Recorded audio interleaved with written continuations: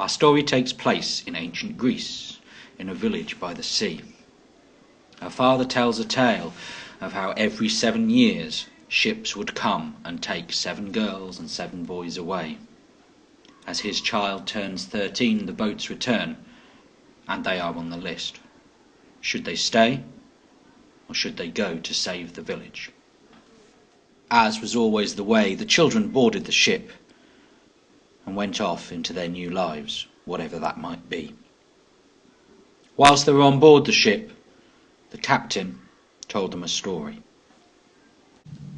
King Minos has ruled Knossos on the island of Crete for many years. He's a proud king, but is not to be trifled with. Minos allowed his son Androgeus to compete in a contest hosted by Aegeus of Athens, where he won every game. The other contestants, your countrymen, were jealous of Androgeus and, with Aegeus' blessing, savagely killed him. The great Minos was justifiably angry and declared war on Athens, but he offered the Athenians peace if they sent Minos 7 young men and 7 maidens every 7 years. Your lives will be forfeit to save those of the ones you love. It's fitting that you are the brave ones making up for the cowardice of your people. Sleep well. What the children couldn't know was that their fate was very different. Way beneath the palace of Knossos was a labyrinth, dark and designed to hide one thing: the Minotaur.